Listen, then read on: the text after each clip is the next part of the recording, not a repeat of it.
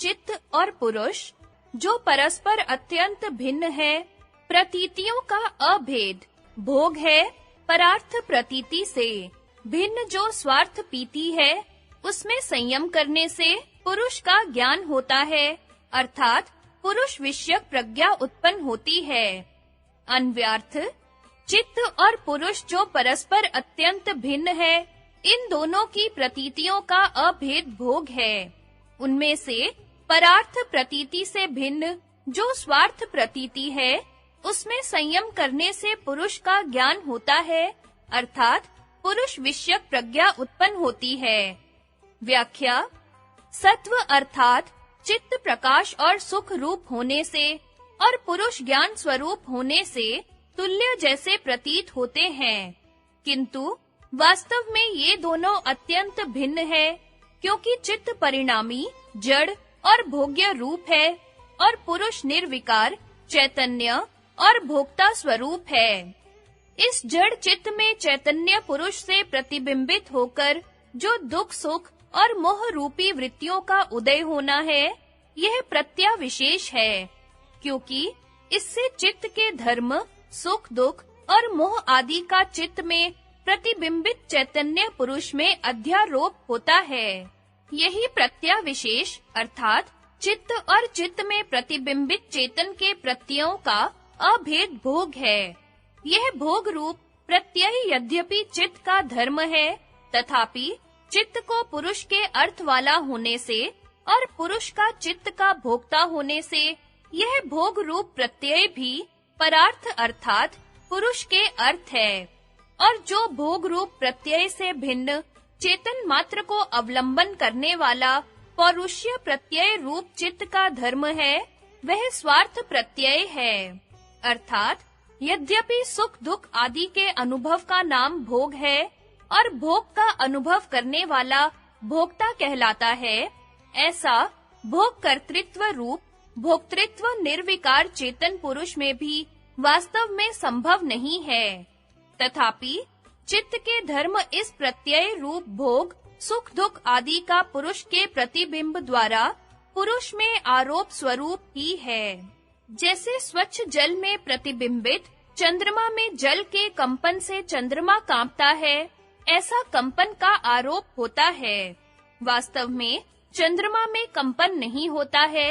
वैसे ही यह भोग चित्त का परिणाम होने के कारण वास्तव में चित्त ही में होता है, परंतु प्रतिबिंब द्वारा निर्विकार पुरुष में सुख दुख आदि का आरोप रूप भोग है। इसलिए आरोपित भोग वाला होने से पुरुष भोक्ता कहलाता है। ऐसा चित्त का परिणाम प्रत्यय स्वरूप भोग जड़ होने से परार्थ है और परार्थ होने से भोग्य है, क्योंकि जो वस्तु परार्थ होती है वह भोग्य होती है। इस परार्थ जड़ भोग से भिन्न जो पुरुष का प्रतिबिंबित रूप प्रत्यय है, वह स्वार्थ कहलाता है। वह पौरुष्य प्रत्यय रूप भोग किसी का भोग्य नहीं है। उस प्रतिबिंब रूप स्वार्थ प्रत्यय को पौरुष्य प्रत्यय और पौरुष्य बोध भी कहते हैं। इस स्वार्थ प्रत्यय में संयम करने से पुरुष ज्ञान उत्पन्न होता है, अर्थात पुरुष को विषय करने वाली प्रज्ञा उत्पन्न होती है। इससे यह नहीं समझना चाहिए कि चित्त के धर्म पुरुष प्रत्यय से पुरुष जाना जाता है, किंतु पुरुष ही चित्त में प्रतिबिंबित होता हुआ स्वात्मावलंबन रूप प्रत्यय को देखता है, क्योंकि ज्ञाता पुरुष का वास्तविक स्वरूप चित्त द्वारा नहीं जाना जा सकता है। जैसा कि बृहदारण्यकोपनिषद में कहा है, सबके जानने वाले विज्ञानी को किससे जाना जा सकता है, अर्थात किसी से नहीं जाना जा सकता है। विशेष वक्तव्य: वाचस्पति आदि ने इस सूत्र में परार्थ स्वार्थ संयमात पाठ पढ़कर अन्य शब्द का अध्याहार करके अर्थ पूरा किया है, पर भोजवृत्ति का पाठ परार्थन्य स्वार्थ संयमात अध्याहार की अपेक्षा नहीं रखता। इसलिए यहाँ यही पाठ रखा गया है। भोजवृत्ति का भाषार्थ: सत्व जो प्रकाश और सुख रूप है, वह प्रकृति का परिणाम विशेष है। पुरुष उसका भोक्ता और अधिष्ठाता रूप है। ये दोनों भोग्य भोक्ता और जड़ चेतन रूप होने से अत्यंत भिन्न हैं। इन दोनों के प्रत्ययों का जो अविशेष अर्थात अभेद का भासित होना है, उससे सत्व की कर्तृत्व वृत्ति द्वारा जो सुख दुख का ज्ञान होना है, वह भोग है। सत्व स्वार्थ अर्थात अपने किसी प्रयोजन की अपेक्षा नहीं रखता, इसलिए वह भोग उसके लिए स्वार्थ नहीं है, किंतु परार्थ दूसरे के निमित्त अर्थात पुरुष के निमित्त है। उससे भिन्न स्वार्थ पुरुष का अपने स्वरूप मात्र का अवलंबन अर्थात अहंकार रहित सत्व में जो चेतना की छाया का संक्रमण है, उसमें संयम करने वाले योगी को पुरुष विषय ज्ञान उत्पन्न होता है। इस प्रकार पुरुष स्वावलंबन सत्व में रहने वाले ज्ञान को जान लेता है। यह नहीं है कि इस प्रकार ज्ञाता चेतन पुरुष ज्ञान से जाना जाता है, क्योंकि ऐसा मानने में ज्ञाता पुरुष ज्ञेय मानना पड़ेगा और ज्ञाता और ज्ञेय में अत्यंत भेद है। संगति स्वार्थ प्रत्यय के संयम के मुख्य फल अर्थात पुरुष ज्ञान के उत्पन्न होने से पूर्व जो सिद्धियां होती हैं, उनका निरूपण करते हैं। उस स्वार्थ संयम के अभ्यास से प्रातिभ, श्रावण, वेदना, आदर्श, आस्वाद और वार्ता ज्ञान उत्पन्न होता है। अन्व्यार्थ उस स्वार्थ संयम के अभ्यास से प्रातिभ, श्रावण, वेदना, आदर्श, आस्वाद और वार्ता ज्ञान उत्पन्न होता है। व्याख्या स्वार्थ संयम के अभ्यास से पुरुष ज्ञान उत्पन्न होने से पूर्व निम्न प्रकार की 6 सिद्धियां प्रकट होती हैं। पहला, प्रातिभ, मन में सूक्ष्म, व्यवहित, विप्रकृष्ट, अतीत और अनागत वस्तुओं के जानने की योग्यता। दूसरा, श्रावण, श्रोतेंद्रिय की दिव्य और दूर के शब्द सुनने की योग्यता। तीसरा, वेदना, त्वचा इंद्रिय की दिव्य स्पर्श जानने की योग्यता। चौथा, आदर्श, नेत्रेंद्रिय के दिव्य रूप देखने की योग्यता। इस व्युत्पत्ति से नेत्रेंद्रिय से उत्पन्न ज्ञान का नाम आदर्श है। पांचवा, आस्वाद, रसनेंद्रिय की दिव्य रस जानने की योग्यता। छठा, वार्ता, घ्राणेंद्रिय की दिव्य गंध सूंघने की योग्यता। शास्त्रीय परिभाषा में वृत्ति शब्द घ्राणेंद्रिय का वाची है।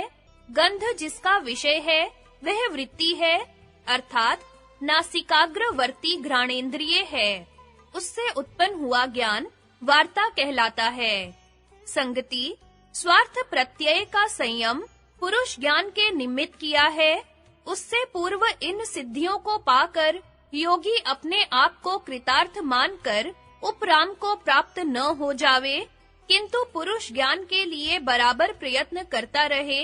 इस हेतु से कहते हैं, वे उपर्युक्त 6 सिद्धियां समाधि में विघ्न है, व्युत्थान में सिद्धियां हैं। अन्व्यार्थ वे उपर्युक्त 6 सिद्धियां समाधि में विघ्न है और व्युत्थान में सिद्धियां हैं। व्याख्या पिछले सूत्र में बतलाई हुई 6 सिद्धियां एकाग्र चित्त वालों को समाधि प्राप्ति में विघ्न कारक है, क्योंकि उनमें हर्ष, गौरव, आश्चर्य आदि करने से समाधि शिथिल होती है, पर व्युत्थान दशा में विशेष फलदायक होने से सिद्धि रूप होती है। अर्थात जैसे जन्म का कंगला अत्यल्प द्रव्यों को पाकर ही अपने आप को कृतार्थ समझने लगता है, वैसे ही विक्षिप्त चित्त वालों को ही पुरुष ज्ञान से पूर्व होने वाले उपर्युक्त प्रतिभा आदि 6 ऐश्वर्य सिद्धि रूप दिखते हैं। समाहित चित्त वाला योगी इन प्राप्त ऐश्वर्यों से दोष दृष्टि द्वारा उपराम होकर इनको समाधि में रुकावट जानकर अपने अंतिम लक्ष्य आत्म साक्षात्कार के लिए स्वार्थ संयम का निरंतर प्रमाद रहित होकर अभ्यास करता रहे। संगति पुरुष दर्शन पर्यंत संयम का फल ज्ञान रूप ऐश्वर्य विभूतियों का निरूपण करके अब क्रिया रूप सिद्धियों को दिखलाते हैं। बंध के कारण शिथिल होने से और घूमने के मार्ग जानने से चित्त का दूसरे के शरीर में आवेश होता है। अन्व्यार्थ, बंध के कारण के शिथिल करने से और घूमने के मार्ग के जानने से चित्त का दूसरे के शरीर में आवेश होता है। व्याख्या: चित्त का शरीर में बंध रहने के कारण धर्म अधर्म अर्थात सकाम कर्म और उनकी वासनाएं हैं। योगी जब धारणा, ध्यान, समाधि के अभ्यास से सकाम कर्मों को छोड़कर निष्काम कर्मों का आसरा लेता है, तो इन बंधों के कारणों को ढीला कर देता है और नाड़ियों में संयम करके चित्त के उनमें आने जाने का मार्ग प्रत्यक्ष कर लेता है।